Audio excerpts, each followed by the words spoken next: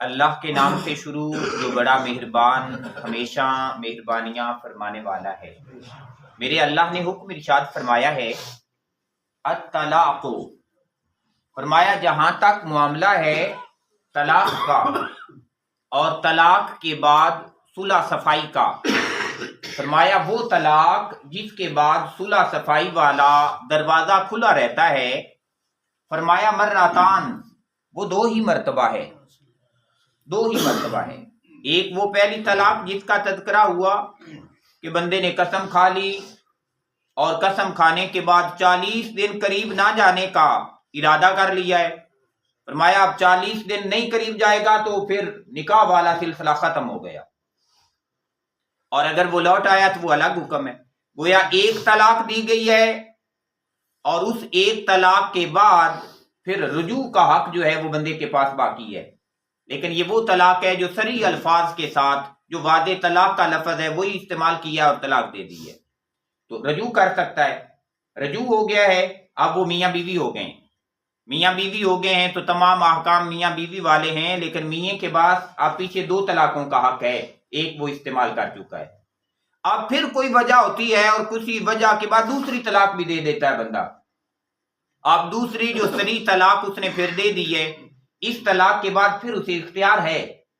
کہ وہ رجوع کر لے، دوبارہ یہ جو نکاح کا بندھن ہے اسے ٹوٹنے نہ دیں، انہیں دوبارہ سے جوڑ لیں اور وہ رجوع کیا جا سکتا ہے۔ تو میرے اللہ نے بھی ارشاد فرمایا ہے کہ وہ طلاق جس کے بعد رجوع کرنے کا حق ہے یہ دو ہی طلاقیں ہیں، لیکن طلاق کے لیے کچھ لفظ ہوتے ہیں جو صریح الفاظ ہیں، جیسے طلاق کا لفظ ہے، اور کچھ لوگ الفاظ ایسے ہوتے ہیں کہ جو جن سے طلاق واقع ہو جاتی ہے پر وہ صریح الفاظ نہیں، جیسے مثال کے طور پہ کوئی بندہ نیت ارادہ کرے کہ میں نے اسے طلاق دینی ہے، اور نیت ارادہ یہ کر کے بیوی کو کہے کہ تو مجھ پہ ایسے حرام ہے جیسے مجھ پہ میری ماں حرام ہے، اب یہ صریح لفظ نہیں، یہ کنایا ہے، اس سے معنی وہی نکل رہا ہے کہ جیسے ماں اس کے لیے حرام ہے تو یہ بھی اس کے لیے حرام ہو جائے گی، اس نے نیت اگر اس سے طلاق کی کر لی ہے تو اب اس لفظ کے بعد پھر رجوع والا دروازہ بند ہو جاتا ہے، پھر اگر وہ دونوں جانبین چاہیں گے تو تجدید نکاح ہوگا، عقد نیا ہوگا، ورنہ رجوع والا سلسلہ جو ہے وہ ختم ہو گیا ہے۔ لیکن وہ طلاق جس میں رجوع کیا جا سکتا ہے وہ صریح الفاظ کے ساتھ دو مرتبہ ہے، اب دو مرتبہ طلاق ہو گئی ہے، اس کے بعد پھر کیا ہونا ہے؟ فرمایا فَإِمْسَاكُمْ، پس چاہے تو وہ روک لے، بِمَعْرُوفٍ، اچھے طریقے کے ساتھ۔ اب اگر دوسری طلاق کے بعد جو رجوع کر رہا ہے تو فرمایا پھر نیت اور ارادے کا اچھا ہونا یہ انتہائی ضروری ہے، صرف عورت کو تکلیف دینے کے لیے بھی طلاق دی ہے، پھر وہ 3 مہینے جب پورے کرنے کے قریب ہوئی رجوع کر لیا، پھر طلاق دے دی، پھر 3 مہینے پورے کرنے کے قریب ہوئی پھر رجوع کر، فرمایا تکلیف نہیں، اگر اس کے ساتھ رجوع کر رہا ہے تو پھر حسن نیت کے ساتھ اس کے ساتھ نباہ کرنے کے لیے اس کے ساتھ رجوع کرے، اسے روک لے، او یا یہ کہ تصریح بإحسان، یا اسے اچھے طریقے کے ساتھ چھوڑ دے، اچھے طریقے کے ساتھ اسے چھوڑ دے، اور یہ بات فرما کے پھر میرے اللہ نے ارشاد فرمایا وَلَا يَحِلُّ، فرمایا یہ حلال نہیں ہے، لَكُمْ، تمہارے لیے، أَن تَأْخُذُوا، کہ تم واپس لو، مِمَّا، اس میں سے جو کچھ، آتَيْتُمُوهُنَّ، جو کچھ تم انہیں دے چکے ہو، شیئن، کچھ بھی، جتنا مال تم اس عورت کو دے چکے ہو، جو تحفے تحائف تم اس عورت کو دے چکے ہو، اب اگر طلاق کا معاملہ آ گیا ہے اور تم اسے رخصت کرنا چاہ رہے ہو، اسے چھوڑنا چاہ رہے ہو، تو فرمایا اسے کچھ مال جو ہے پھر دیا ہوا واپس نہیں لو، وہ تحفے تحائف، وہ جو مہر کا سامان ہے وہ اسے واپس نہ لیا جائے، الا، مگر یہ کہ ان یخافا،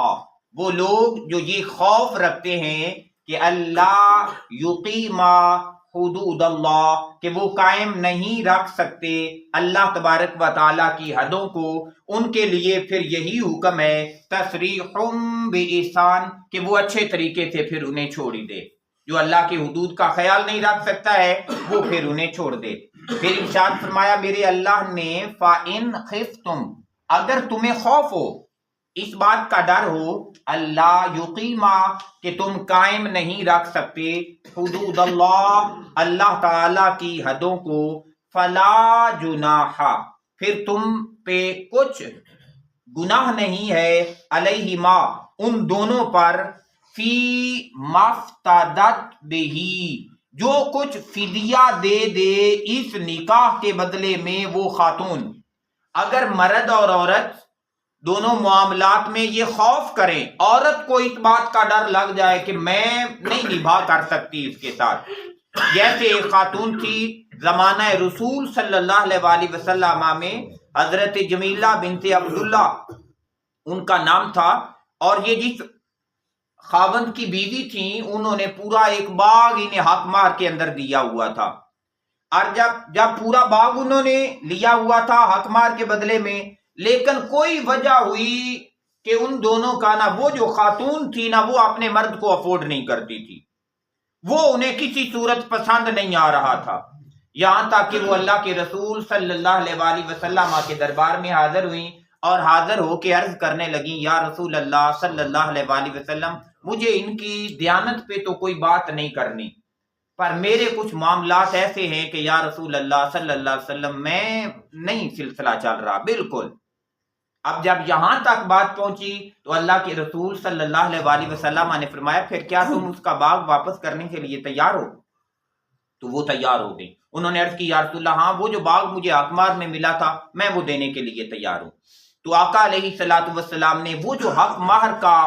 باغ تھا وہ ان سے واپس کروایا، اور واپس کروا کے دوسری طرف سے انہیں طلاق کا جو معاملہ ہے وہ ان کے ساتھ ان کا کلیئر کروا دیا۔ یہاں پہ ایک بات جو ہے نا، آج جو ہمارا دور چل رہا ہے، جس معاشرے سے ہم گزر رہے ہیں، لوگ عدالت کی طرف رجوع کرتے ہیں، اور عدالت کی طرف جب رجوع کیا جاتا ہے اسے کہتے ہیں خلا، عورتیں خلا لے لیتی ہیں، اور خلے میں ہوتا کیا ہے کہ عورت جو ہے وہ کچھ حق مار یا کچھ مال جو ہے وہ واپس کرتی ہے، مرد دوسری طرف سے طلاق دے دیتا ہے۔ خلا بھی طلاق ہے، یہ صرف فسخ نکاح نہیں ہے۔ ہمارے معاشرے میں ہماری عدالتوں میں ایسا بھی ہوتا ہے کہ عورت جو ہے وہ دعویٰ دائر کر دیتی ہے اور عدالت جو ہے وہ نوٹس جاری کر دیتی ہے، لیکن کچھ لوگ ایسے شاطر اور چلاک بھی ہوتے ہیں کہ وہ اس نوٹس کو مرد تک پہنچنے نہیں دیتے، ایک نوٹس بھی گیا نہیں پہنچا، دوسرا بھی گیا نہیں پہنچا، تیسرا بھی گیا نہیں پہنچا، تو عدالت حکم جاری کرتی ہے کہ اس کا یہ جو نکاح ہے یہ ختم ہو گیا ہے۔ مفسرین اور محدثین یہ کہتے ہیں کہ یہ جو خلا ہے یہ فسخ نکاح نہیں ہے، حاکم جو ہے یہ فسخ کا حکم نہیں دے سکتا، حاکم کے لیے یہی ہے کہ وہ مرد کو بھی بلائے اور عورت کو بھی بلائے، ان دونوں کی باتیں سنیں، اگر ان میں مل بیٹھنے کا کوئی راستہ نہیں نکلتا تو پھر عورت کچھ مال واپس کرے، فدیہ دے، اور اس کے بدلے میں مرد جو ہے وہ اسے طلاق دے۔ اگر ایسا معاملہ ہوگا تو طلاق واقع ہوگی، اگر ایسا معاملہ نہیں ہے تو پھر طلاق واقع نہیں ہوگی۔ مفسرین کرام یہی بات لکھتے ہیں، فقہائے کرام بھی اسی بات کی طرف جاتے ہیں، اور اگر طلاق ہی واقع نہیں ہوئی اور عورت صرف فیصلہ لے کے عدالت کا چلی گئی ہے اور عدت گزار کے نیا نکاح کر لیا ہے تو یقیناً یہ کسی صورت اس کے لیے روا اور اس کے لیے جائز نہیں ہے۔ وہ بھی کہتے ہیں کہ جیسے اللہ کے نبی صلی اللہ علیہ وآلہ وسلم نے فرمایا باغ واپس کر دو، اس نے باغ واپس کر دیا، اور یہ جو مال واپس کرنا ہے یہ عورت نے کرنا ہے، اس کا کوئی چاچا تایا نہیں کر سکتا، یا کوئی دوسرا تیسرا بندہ کہے کہ چلو جی پیسے میں دے دیتا ہوں تو آپ ان کا فسخ کروا دیں،